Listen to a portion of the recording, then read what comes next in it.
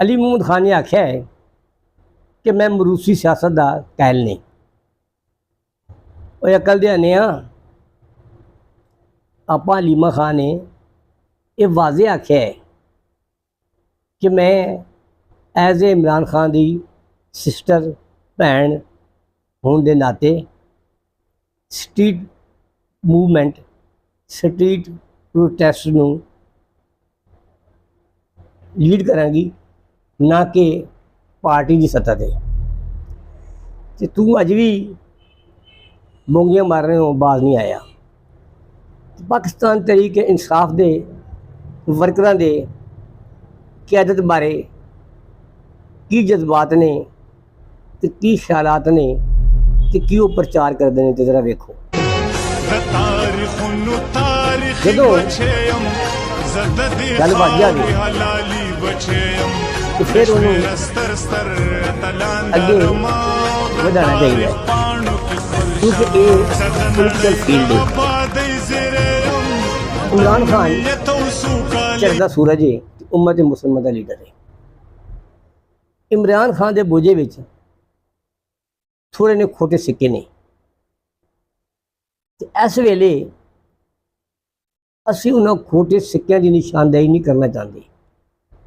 वो बरसाती मेंढक वांगू निकलते हैं, अपनी टै टै मैं करते हैं, तो जदों उन्होंने कोई तवज्जो कोई ख्याल नहीं करता तो फिर आप ही ठुस हो जाते हैं। यो गल है कि अज पाकिस्तान तहरीक इंसाफ का वर्कर आप हलीमा खान ते इतमाद कर रहे हैं, तो उन्होंने नाल चलन का अज़म कर रहा है, तो स्ट्रीट मूवमेंट प्रोटेस्ट का प्रचार कर रहा है। इनू कहते ने इतमाद। वर्करां दा आप हलीमा खान ते इतमाद है, तो वो इमरान खान की रिहाई लई, हकीकी जमहूरीयत लई, हकीकी आज़ादी लई इमरान खान लई निकलने वास्ते तैयार ने। तो इंशाअल्लाह वो दिन दूर नहीं जदों सूरज चढ़ेगा, दुनिया वेखेगी, तो इमरान खान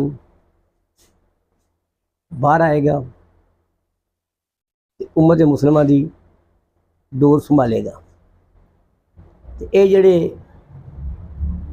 अली मुहम्मद खान वर्गे, शेर अफजल मरवत वर्गे, तो होर बहुत सारे दूजे ये अपनी मौत आप मर जाएंगे। इस वेले इन्हां दी जदोजहद है कि असी आप हलीमा खान दे नाल ना तुरीए, पर नहीं, जदों